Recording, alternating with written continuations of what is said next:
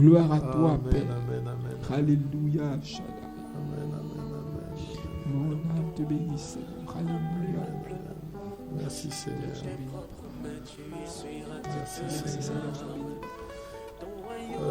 Que toute la gloire soit rendue au Seigneur. Voilà, Père, nous bénissons ton nom.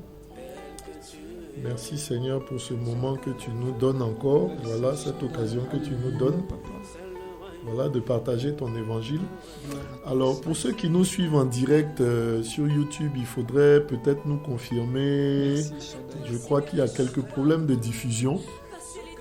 Hein? On verra comment les régler. Voilà. Mais est-ce qu'on a accès au direct? Est-ce que ceux qui ont accès...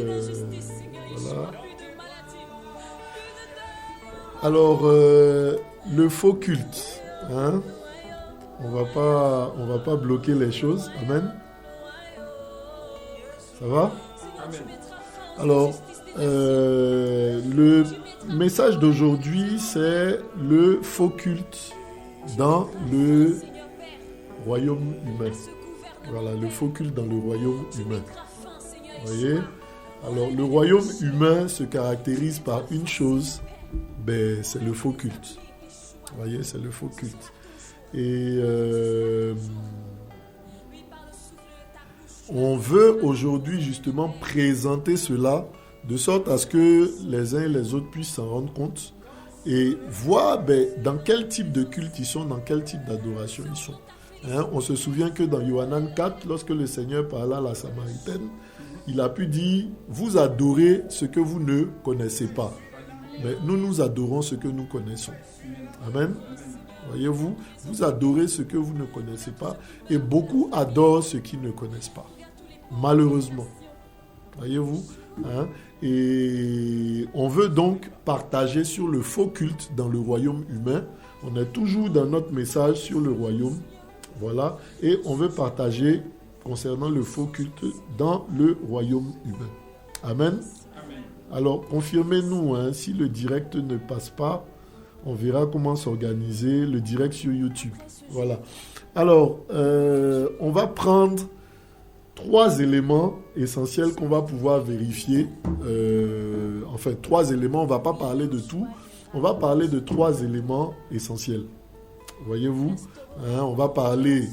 on va prendre des passages justement pour étayer ces choses-là. Donc, notre premier passage sera dans le livre de 1 Roi, à partir du chapitre 12. C'est un passage qu'on connaît déjà. D'accord? 1 Roi, chapitre 12, à partir du verset 25. Amen.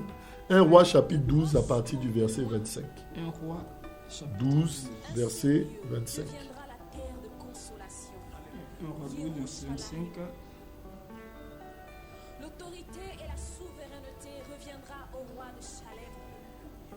Ok, j'ai la parole. 1 Roi 12, 25, oui, allons-y. Gouverneront des villes. Vas-y. Son pouvoir s'étendra au-delà des îles.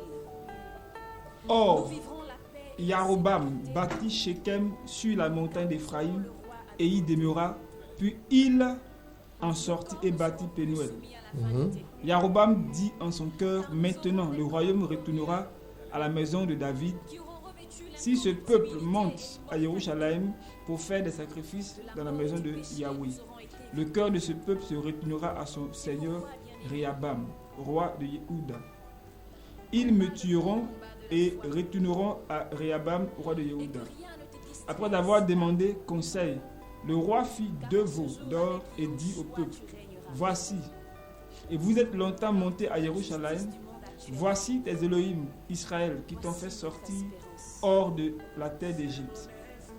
Il plaça l'un de ses veaux à Bethel et il mit l'autre à Dan. Cette chose devint un péché, le peuple alla et en face de l'un jusqu'à Dan. Il fit aussi une maison de haut lieu et il fit des prêtres pris parmi le peuple et qui n'étaient pas des Lévites, des fils de Lévi. Yarobam fit une fête au 8e mois, le 15e jour du mois, comme la fête qu'on célébrait en Yehuda. et il monta à l'autel. C'est ainsi qu'il agit à Bethel en sacrifiant au veau qu'il avait fait. Il établit à Bethel des prêtres des hauts lieux qu'il avait élevés. Il monta sur l'autel qu'il avait fait à Bethel le 15e jour du 8e mois, le mois qu'il avait choisi lui-même. Il fit une fête pour les fils d'Israël et il monta sur l'autel brûlé de l'encens. Amen. Amen. Alors, voilà un peu le premier passage que nous allons prendre.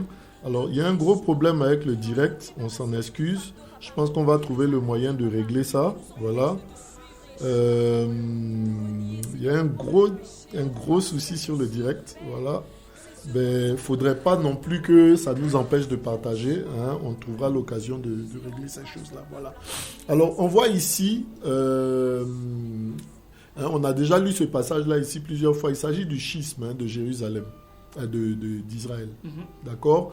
Donc, la royauté était à Yerushalayim et la royauté était donnée par le Seigneur à David et à sa postérité. Voici aussi pourquoi on appelle Yehoshua le fils de David. D'accord ? Donc, quand on dit Yehoshua le fils de David, on parle aussi de la royauté. Donc, on parle du royaume. Voyez-vous ? Et on voit qu'à un moment, il y a 10 tribus d'Israël qui décident de se séparer de Yehuda. Amen.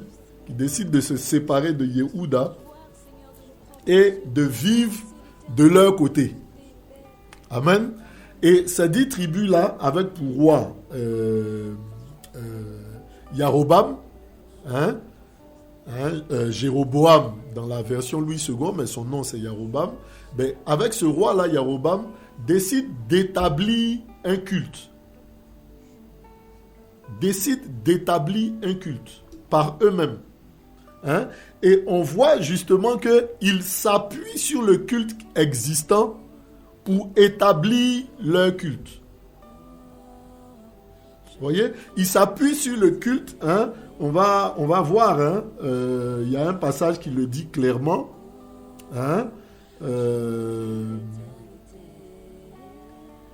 Verset 32 de 1 Roi 12. Yaroboam fit une fête au 8e mois, le 15e jour du mois, comme la fête qu'on célébrait en Yehuda. C'est-à-dire, dans le faux culte, il y a des copies de la vérité, ou bien des imitations de la vérité. Voilà un des aspects justement du faux culte que l'on trouve dans les royaumes humains. Vous voyez, le royaume du Seigneur,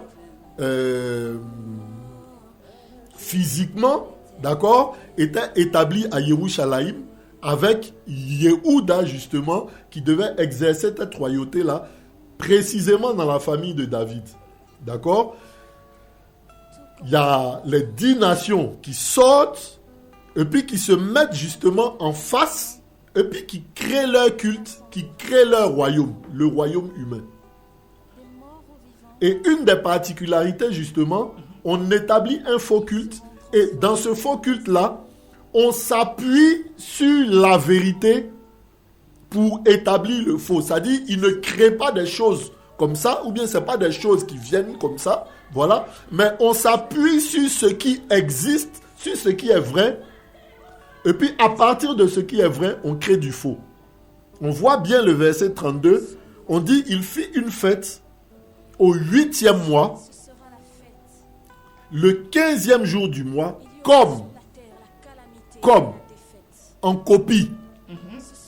Voyez-vous? En imitation. D'accord? Mais une fausse imitation. Voici une des caractéristiques du faux culte. Voici une des caractéristiques de la fausse adoration dans le royaume humain. Amen. Et ça va vous choquer, mais aujourd'hui, le culte que nous voyons un peu partout dans les nations, est un culte en fait qui est calqué, qui est une imitation de la vérité, mais qui n'est pas la vérité. Une imitation de la vérité, mais qui n'est pas la vérité. Vous voyez, aujourd'hui, nous sommes en plein mois de mars, c'est ça? Ben, toute une catégorie du monde est en plein jeûne, on dira jeûne chrétien, c'est ça? Hein?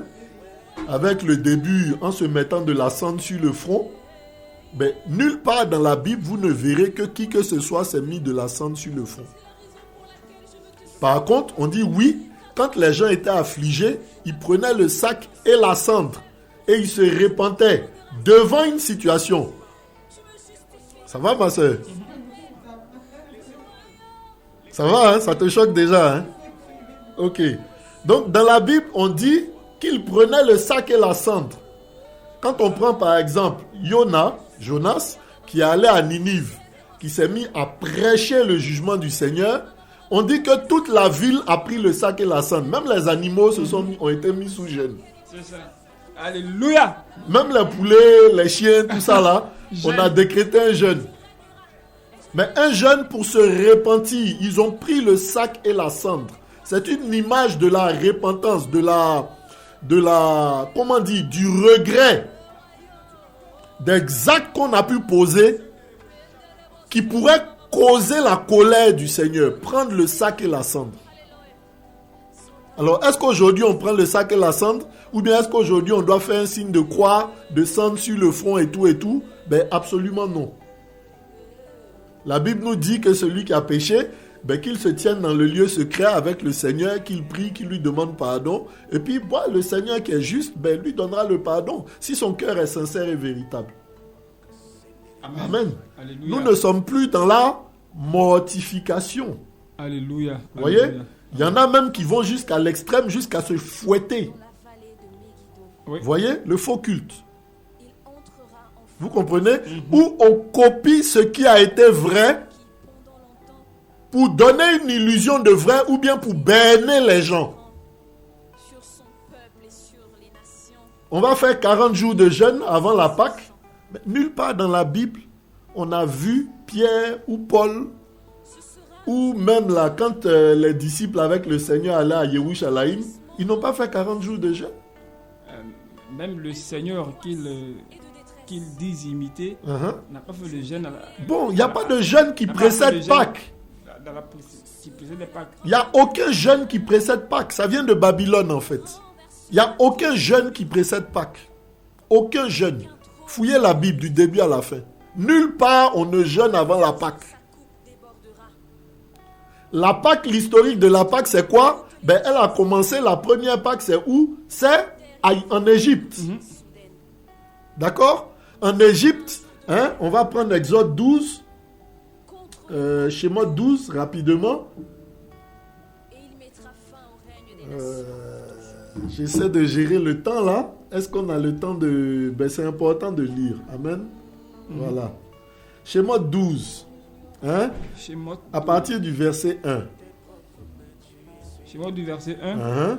Yahweh parla à Moshe et à Aaron en terre d'Égypte en disant: ce mois-ci sera pour vous la tête des mois. Il sera pour vous le premier des mois de l'année. Parlez à toute l'assemblée d'Israël en disant: le 10e jour de ce mois, qu'ils prennent chaque homme un agneau par maison de père, un agneau par maison. Si la maison est trop petite pour un agneau, on le prendra avec le voisin le plus proche de sa maison, d'après le nombre des âmes. Vous compterez pour cet agneau selon ce que la bouche de chaque homme mangera. Ce sera un agneau ou un chevreau sans défaut mâle, fils d'un an. Vous le prendrez d'entre les brebis ou d'entre les chèvres. Vous le tiendrez en dépôt jusqu'au 14e jour de ce mois, et toute la congrégation de l'assemblée d'Israël le tuera entre les deux soirs. Ils prendront de son sang et le mettront sur les deux poteaux et sur le linteau de la porte des maisons, où ils le mangeront. Ils en mangeront la chair rôtie au feu cette nuit-là. Ils la mangeront avec des pains sans levain et avec des herbes amères. N'en mangez rien de cru, ni qui a été bouilli dans l'eau, mais rôti au feu, sa tête, ses jambes et ses entrailles. Ne laissez aucun reste jusqu'au matin. Mais ils Mais s'il en reste quelque chose le matin, vous le brûlez au feu. Vous le mangerez ainsi. Vos reins seront sains. Vous aurez vos sandales à vos pieds Amen. et votre bâton à la main, et vous le mangerez à la hâte. C'est la Pâque de Yahweh. C'est la Pâque de Yahweh. Voici la première Pâque. Voici l'institution de la Pâque. Amen. Et on a tous lu un peu les conditions dans lesquelles elle se fait. Mais est-ce que le Seigneur parle ici du 10e jour là avec un jeûne? Non.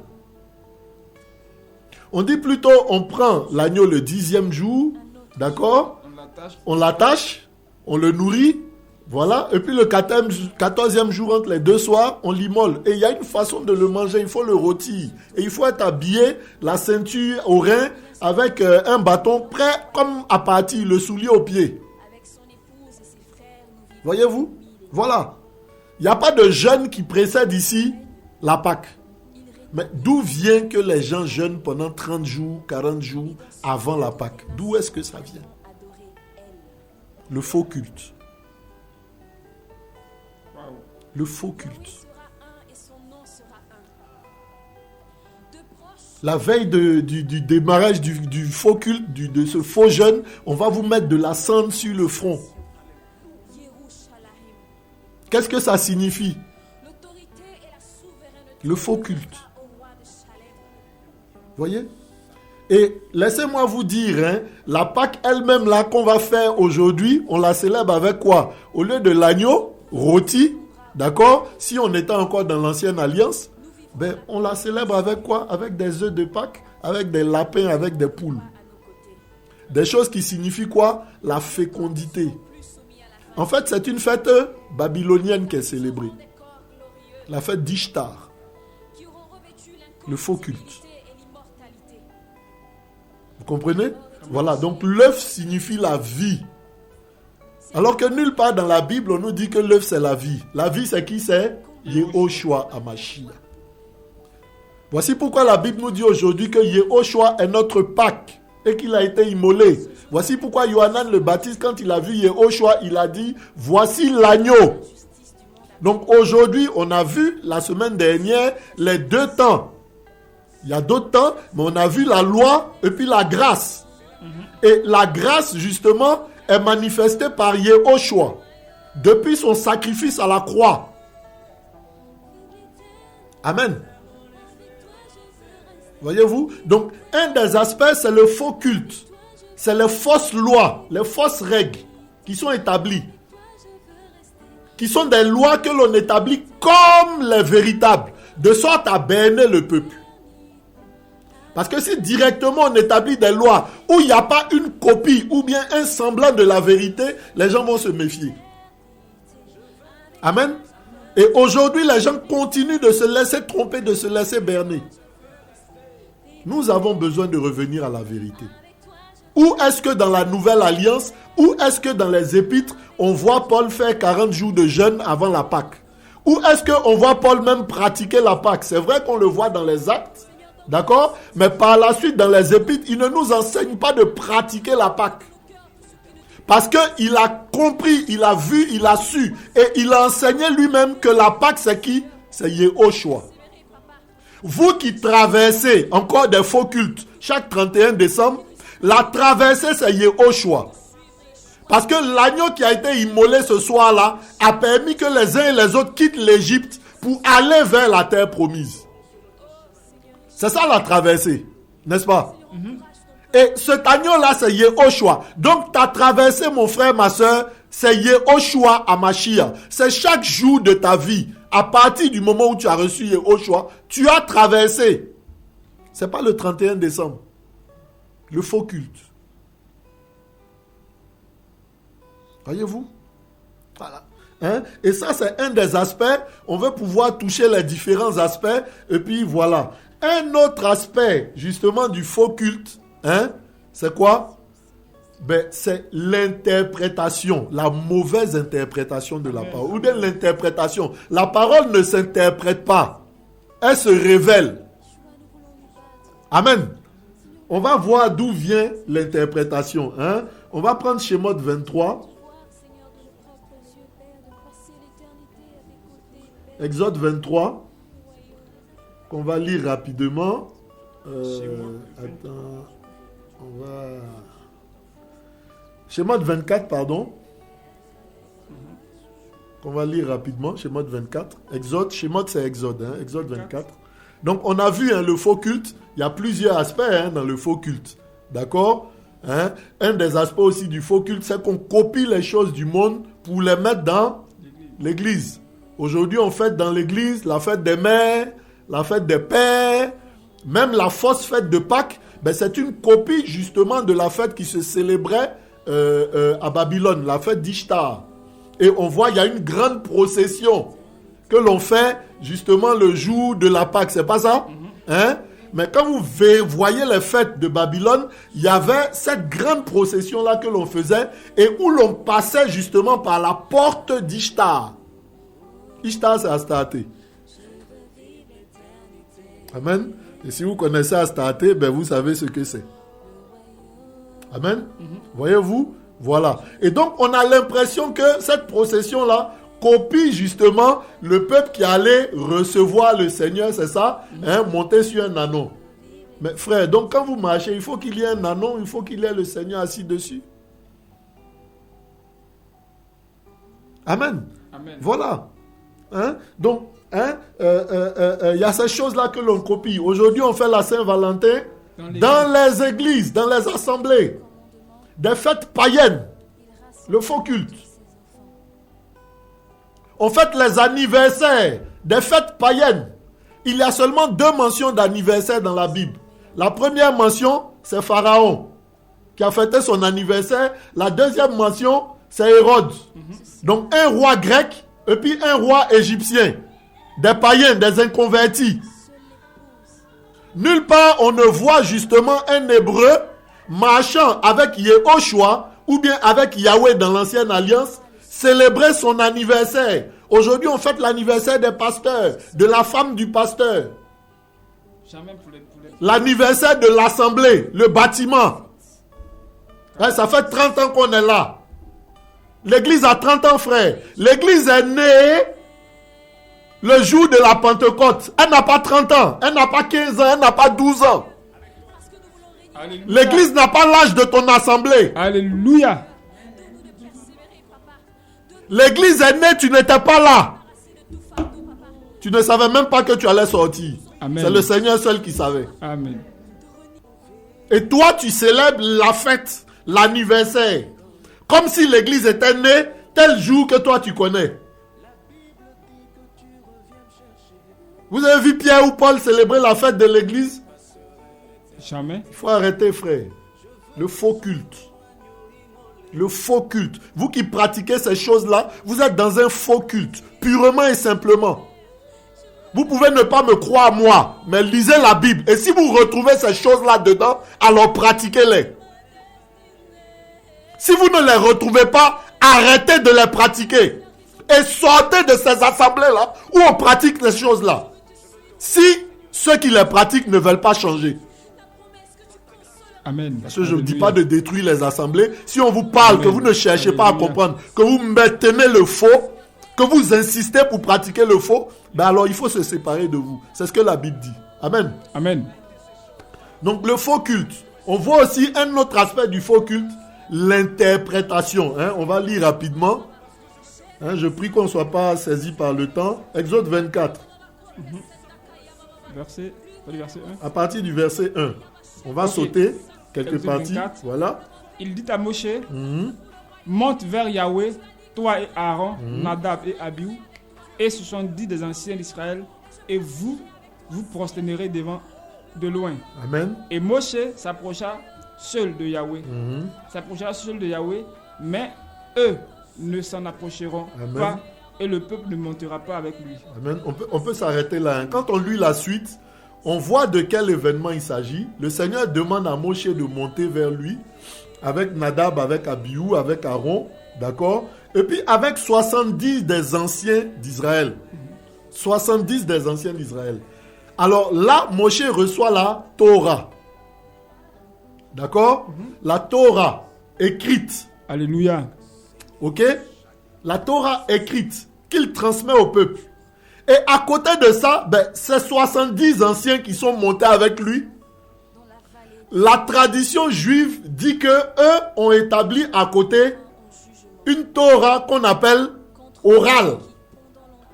Donc les juifs te distingueront la loi écrite, donc la Torah écrite, la Torah Beshik Tav, d'accord, Tav écrit, d'accord, et puis la Torah Shebéalpé, c'est-à-dire la Torah orale. D'accord? Ça va, hein? Donc ces 70 anciens-là vont créer la Torah orale qu'on va mettre sous forme d'écrit avec le Talmud, par exemple, avec la Mishnah.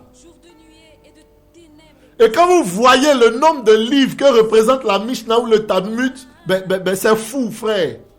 Et ces lois-là sont des interprétations de la loi que le Seigneur a donnée à Moshe. Et aujourd'hui, frère, l'Église passe son temps à interpréter. Au lieu de prendre la parole comme elle a reçu de la part du Seigneur, on interprète, on extrapole. Comme on dit en français courant, on brode des choses sur la parole du Seigneur. Amen. Alléluia. Amen. Amen. On va prendre un exemple dans la Bible. On va voir dans, je crois, Matthieu 24. Amen. On va prendre un exemple dans la Bible rapidement. Et puis... non, Matthieu 24, on a pratiquement fini. Hein. Je vais prendre ma titia, je pense 13 ou 24. Aide-nous, Seigneur. Aide-nous, Seigneur. On va retrouver... On va parler par exemple de la dîme. Matthieu, c'est Matthieu 23? Ok, donc c'est Matthieu 23, je ne m'étais pas trompé. 23.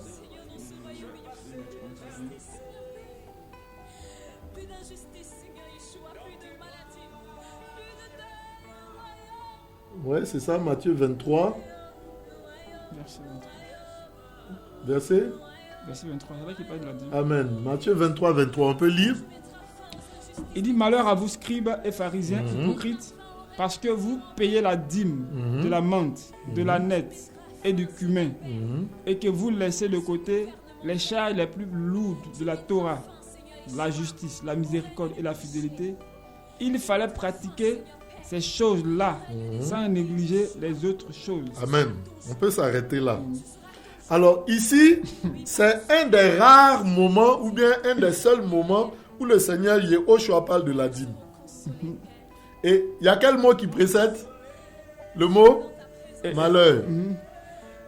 Malheur, donc pas malheur sur la dîme, mais malheur sur l'interprétation qu'ils ont de la dîme, au point où ils prélevaient la dîme même sur des choses qui n'étaient pas semées. Parce que dans Deutéronome 14, 22, on dit: tu prendras la dîme de ta semence et de ton menu ou gros bétail.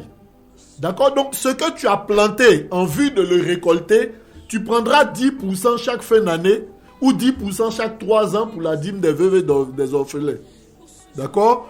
Ou 10% pour la dîme que l'on remettait aux Lévites, aux Lévites, et dans lesquels les Lévites prélevaient 10% pour la transmettre à qui? Aux sacrificateurs, et qu'ils déposaient où? Dans la maison du trésor. Malachie 3.10, le fameux Malachie 3.10, dont se servent tous les pasteurs avec lesquels on accule les uns les autres. Alors que Malachie 3.10 parlait des Lévites et des sacrificateurs apportés dans la maison du trésor. La maison du trésor, c'est une chambre dans le temple dans laquelle on mettait les 10% que les Lévites prélevaient sur ce qui leur avait été donné, d'accord, pour le remettre aux souverains, aux sacrificateurs, aux descendants de Aaron. Amen. Amen. Donc, la dîme de la maison du trésor, là, n'a rien à voir avec le peuple, si l'on peut encore parler comme ça. Voyez? L'interprétation. Ça, c'est un des cas de maintenant. Hein? D'accord? Donc, on interprète mal parce qu'on ne connaît pas la parole. OK? Parce que aussi, ça nous arrange surtout. Et puis, tac, on applique dessus. Et c'est cette même chose-là que les pharisiens faisaient là. il prélevait la dîme d'une plante qu'on appelle la rue. Pourquoi on l'appelait la rue? Parce qu'elle pousse dans la rue. Vous voyez, il y a des plantes en Afrique ici, à Maghré, tout ça. On ne plante pas. Et la rue même, c'était une plante médicinale aussi, qui avait des vertus médicales. Et eux, ils disaient qu'ils voulaient la dîme de ça, alors que ça ne se plante pas. Va dans la rue, prends. Ça ne se plantait pas. Ça pousse comme ça. Comme Sékou Touré. Pour ceux qui ont fait un peu le village. C'est ça. Amen. C'est des plantes qu'on ne plante pas, ça pousse comme ça. Imaginez qu'aujourd'hui, des pasteurs demandent la dîme de Sékou Touré. Voilà. Voyez un peu? Donc, Yehoshua se plaignait auprès de ces lévites-là, de ces pharisiens-là, leur disant, mais voyez jusqu'où vous allez. Vous interprétez, vous déformez. Vous comprenez? Hein? On va prendre un autre passage, toujours sur l'argent. On va revenir par la suite à ce passage-là. Amen. Hein? Amen. Amen. Hein, j'espère que ça nous intéresse, hein, tout ce qu'on dit. Alléluia. Voilà, Amen. et je prie qu'on ne soit pas pris par le temps aujourd'hui et qu'on puisse vraiment donner l'essentiel de ce qu'on veut partager. Hein? Amen. Amen. Voilà. Alléluia. Alors, il y a ce passage-là justement où le Seigneur parle encore de ce qui est corban. Amen. Hein? Matthieu. Amen. On va retrouver ça.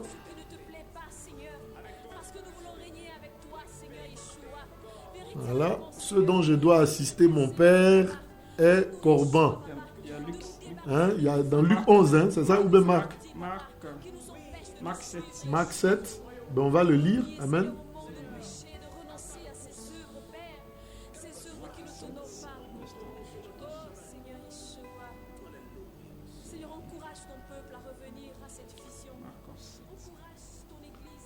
On peut lire à partir du verset 8. Ou bien on va même lire à partir du verset 6. Ok. Amen. Voilà. On dit quoi? Mais lui répondant leur dit, Yeshaya a bien prophétisé sur vous, hypocrites, comme il est écrit. Donc ceux qui interprètent la parole sont des hypocrites. Amen. Ce peuple m'honore des lèvres, mais leur cœur est éloigné de moi. Et le mot hypocrite en français vient du grec hypocrites. Hypocrites, c'était les acteurs de théâtre à l'époque. Donc, ils jouent un rôle. Amen. Vous voyez la fausseté, ils jouent un rôle. Allons-y. Mais c'est en vain qu'ils m'adorent en enseignant des doctrines qui sont des commandements humains. Voyez-vous, des interprétations humaines de la parole. Allons-y, verset 8. Car laissant de côté le commandement d'Elohim, vous retenez la tradition des humains, le lavage des cruches et des coupes, et vous faites beaucoup d'autres choses semblables. Amen. Il leur disait aussi, vous rejetez bien le commandement d'Elohim afin de garder votre tradition. Car Moshe a dit, honore ton père et ta mère, et celui qui maudit son père ou sa mère finit à la mort. Mais vous, vous dites, si un homme dit à son père ou à sa mère, tout ce dont tu pourrais être assisté par moi est corban, c'est-à-dire offrande, vous ne lui laissez plus rien faire pour son père ou pour sa mère, annulant la parole de l'Elohim par vos traditions que vous avez établies, et vous faites encore beaucoup d'autres choses semblables. C'est-à-dire, on annule la parole du Seigneur en établissant des traditions humaines. Dans l'église, waouh. Oh, j'ai l'argent. Ça, je dois payer la dîme demain. Hein. Déjà, la dîme, c'est de la nourriture. On l'a déjà vu ici. Deutéronome 14 à partir du verset 22. Oui, mais voilà, encore, on n'est pas machin, on n'est pas enseigné. Ah, c'est la dîme demain. Et puis là, le soir, ton papa t'appelle. Mais vraiment, mon fils, c'est un peu compliqué. Je suis malade, tout ça là. Vraiment, est-ce que tu peux, ou bien à ton petit frère qui a tel problème. Ah non, ça, c'est la dîme. Hein. Ah non. Ah non, ça c'est la dîme. La Bible dit que tu désobéis à une instruction du Seigneur. Honore ton père et ta mère afin que tu vives longtemps. C'est le premier commandement suivi d'une promesse. Et la promesse, c'est quoi? C'est que tu vives longtemps. Sur la terre. Donc, Alléluia. parce que tu dis cet argent-là, c'est pour faire offrande demain à l'assemblée. Je ne peux pas assister mon papa ou ma maman. Tu le déshonores. Tu le déshonores. Donc, tu raccourcis ta vie, mon frère. Alléluia. Tu raccourcis ta vie. qui sera prête, Le faux culte. entendra le son de la trompette. Tu raccourcis ta vie. Donc au ciel, ce sera la fête. Voyez-vous? Il y aura sur la Le faux culte. et la défaite. Comme telle chose là, c'est pour l'œuvre. Comme telle chose là, c'est pour tant. C'est pour tant. Bon, ben voilà, je ne peux pas assister. Est-ce que l'œuvre là, c'est pas assister? La religion pure et sans tache, c'est quoi? C'est devenu... Soutenir la veuve et l'orphelin de s'éloigner du péché. Mon Seigneur, donne-nous de persévérer, papa. Ah, comme j'ai 10 000, c'est pour faire l'offrande demain. Ben, quelqu'un a faim à la mort. Il vient te demander à manger. Non, non, je vais faire l'offrande de 10 000. Toi, faut mourir de faim. Tu peux pas semer dans une terre aride. On ne peut pas semer dans une terre aride, c'est ça, hein? Malédiction, frère. Waouh. J'avais faim. Vous m'avez donné à manger. J'étais nu, vous m'avez vêtu. J'étais en prison, vous m'avez visité. Mais, Seigneur, quand est-ce que on t'a vu dans cette situation-là et puis on a fait ça? Il dit, lorsque vous l'avez fait à chaque personne à qui vous l'avez fait, c'est à moi que vous l'avez fait. Hier, je voyais sur les réseaux quelqu'un qui disait, oui, bon, vous faites des offrandes d'habits, de quoi, tout ça là, mais vraiment faites attention. Il ne faut pas faire les offrandes d'habits, on va utiliser ça pour te faire des fétiches, pour t'envoûter toi-même. Mais frère, si tu as fait les choses devant le Seigneur, comment l'œuvre du Seigneur, la Bible dit que, hein, c'est quoi? C'est le don du Seigneur qui est suivi d'aucun chagrin. C'est la bénédiction. Le Seigneur t'a mis à cœur de donner, tu donnes. Quel démon va changer la bénédiction du Seigneur en malédiction? Et on s'assoit, on passe le temps à écouter ce genre de prédication. Des sorciers ambulants. Alléluia. On n'a pas dit de donner n'importe comment. Donne vraiment comme le Seigneur te met à cœur de le faire. Mais si tu l'as fait au nom du Seigneur, mais tu l'as fait avec toute l'autorité qui émane du Seigneur. Amen. Quel démon va venir changer ça? Amen. Alléluia. Donc, il ne faut pas donner parce que justement l'ennemi va prendre là pour te piéger ou bien. Il faut faire attention, frères et sœurs. Je ne dis pas non plus qu'il faut mettre l'argent dans tout et n'importe quoi. Il faut avoir du discernement. Amen. Amen. Voilà. Mais faisons attention à ce qu'on entend, à ce qui est enseigné et puis aux enseignements qu'on prend. Amen. Amen. Donc voilà un des autres aspects, ça dit la mauvaise interprétation de la parole. Hein? On va retourner à Matthieu 23. Un des derniers aspects que je voulais qu'on puisse partager aujourd'hui, hein, c'est le prosélytisme. Hein? Matthieu 23. Amen. Amen. Amen. On va lire à partir du verset 13. Matthieu 23, verset 13. Uh-huh. Mais malheur à vous, scribes et pharisiens hypocrites, parce que vous fermez le royaume des cieux aux gens, vous n'y entrez pas vous-même et vous ne laissez pas rentrer. Ça dit toi-même qui enseigne le faux culte là, toi tu vas pas. Mais avec ce faux enseignement que tu enseignes là, tu fais quoi? Tu empêches les autres aussi d'aller au ciel. Donc frère, faites attention à ce que vous écoutez. Parce que des enseignements peuvent vous empêcher d'être sauvés. C'est pas tout qu'on gobe, c'est pas tout qu'on écoute. Une question. Oui. Donc, si je comprends bien, les personnes qui disent que, en fait, quand on va à l'église, on ne va pas pour le pasteur. Donc, tu peux juste aller, tu ne fais pas ce qu'il fait. Toi, je ne sais pas quoi des noms tu vas. C'est écrit. C'est écrit. On va lire, frère. Allons-y. La question là, il y a la réponse dans la parole. Amen. Hein? Continuons, on va tomber dessus justement. Okay. Verset 14. Ouais. Mais malheur à vous, scribes et pharisiens on peut lire le verset 15. Verset 15. Amen. Malheur à vous, scribes et pharisiens hypocrites, parce que vous parcourez la mer et la terre pour faire un prosélyte. Un prosélyte. Le prosélytisme, c'est quoi? Ça dit faire de quelqu'un ton adepte. Et on voit aujourd'hui dans ce faux culte-là, on n'amène pas les gens vers le Seigneur. Les gens amènent ceux qu'ils convertissent vers eux-mêmes. Venez dans notre église. De sorte à ce qu'on te célèbre. Depuis 2 ou 3 jours sur Abidjan, vous verrez sur les réseaux, une dame qui se dit chante, qui en plein culte, chante les louanges de son pasteur. Ouais, j'ai vu ça hier. Et puis c'est émouvant, le pasteur il pleure. Donc c'est lui qu'on est venu adorer, frères et sœurs. Sortez de là.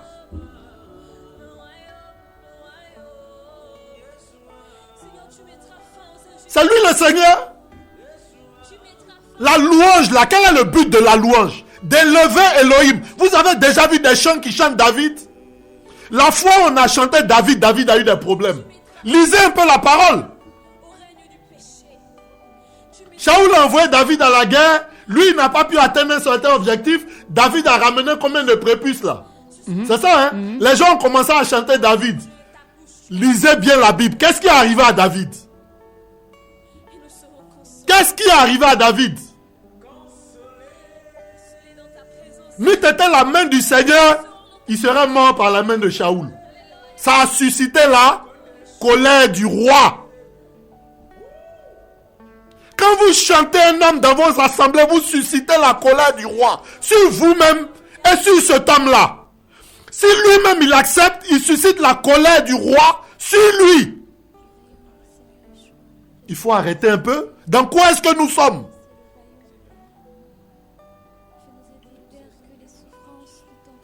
Et ceux qui sont assis dans ces assemblées où on chante l'homme, ce sont des prosélytes de cet homme-là. Ils vont adorer cet homme-là et non le Seigneur. Voici pourquoi Yehoshua dit que ces gens-là parcourent la terre, la mer, ont bâti de grands édifices, on fait des programmes de prière, d'évangélisation. Pourquoi? Pour attirer les gens à soi-même, au lieu de les amener vers le Père. Alléluia. Amen. Le prosélytisme. Et puis après on dit mes brebis, mes ouailles, mes âmes.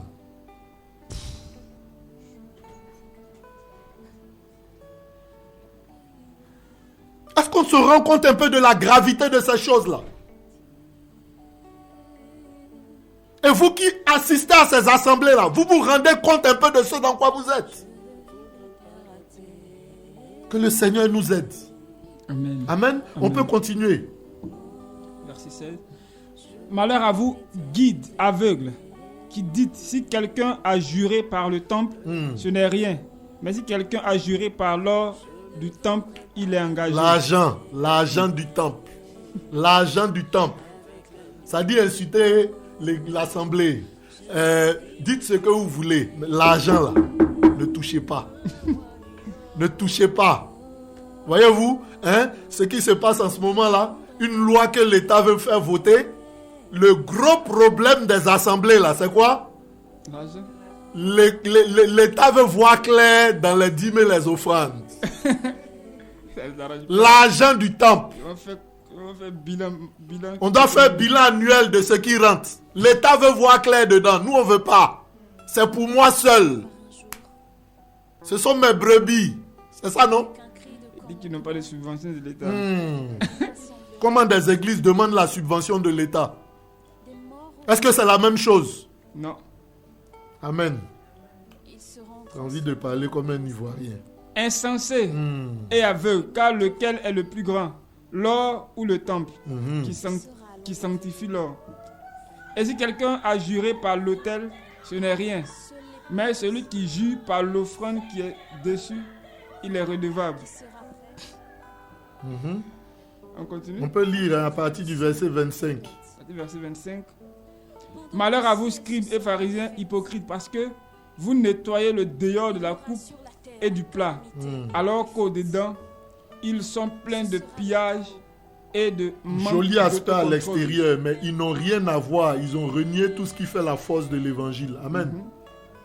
Pharisiens aveugles, nettoyez premièrement l'intérieur et la coupe et du plat, afin que l'extérieur aussi devienne pur. Amen. Amen. Et donc, c'était quoi ta question? C'est que les gens, quand tu leur dis, est-ce que c'est pas dans ton église, dis que si on veut réveiller son père à l'église, ils ne vont pas pour un homme. Va juste écouter la parole, Alors que c'est cet homme-là qui t'enseigne. Amen. Qu'est-ce qu'il faut faire là? Voici, je disais, c'est écrit, Matthieu 23, à partir du verset 5. Et ils font toutes leurs œuvres pour être vus des humains. C'est ça, hein? Voilà. On avait parlé de la visibilité, c'est ça, non? Ainsi, ils portent de larges phylactères, de longues franges. Verset 6, ils aiment le premier siège, le fauteuil royal rouge, avec sa chérie à côté. Amen. Verset 7, les salutations sur les places du marché. Oh, daddy, papa. C'est ça, hein? On se prosterne même devant eux. J'ai vu même le même là, dont on chante les louanges là. Quelqu'un se couchait devant lui. Quelle abomination. Verset 8, vous ne vous faites pas appeler Rabbi, car un seul est votre guide, le Mashiach, et vous êtes tous frères. Verset 9, et n'appelez personne sur la terre votre père, car un seul est votre père, celui qui est dans les cieux. Daddy, papa, papa, papa. C'est écrit de ne pas faire. Verset 10, ne vous faites pas non plus appeler guide. Car un seul est votre guide, le Mashiach. Verset 11, mais le plus grand parmi vous sera votre serviteur. Amen. Verset 13. Voyez-vous, dans beaucoup d'assemblées, on enseigne des choses qui n'ont rien à voir avec la parole. L'enseignant même vit mal. Et puis il dit aux gens, faites ce que je dis, ne faites pas ce que je fais. C'était ça ta question, hein? Faites ce que je dis, ne faites pas ce que je fais. Yehoshua était un modèle. En parole, en acte. Un modèle. Donc celui qui dit faites ce que je dis, ne faites pas ce que je fais, c'est un menteur, un escroc. C'est un voleur. Un gars avec une double vie. C'est un brigand. C'est un brigand. Amen. Amen, alléluia. Le faux culte. On ne pourra pas voir tout, mais voilà ces quelques éléments là. Amen. Amen, amen. La fausse interprétation de la parole, le prosélytisme, pour amener les gens à soi-même et non vers le Seigneur. Alléluia. Amen. Amen. Voilà. Que le nom de notre Elohim soit béni. Et puis, soyez gardés dans la paix du Seigneur et que le Seigneur véritablement puisse ouvrir nos yeux. Alléluia. Amen. À très bientôt. Excellente semaine à tous. Amen. On va rappeler les numéros rapidement. Voilà. Wow.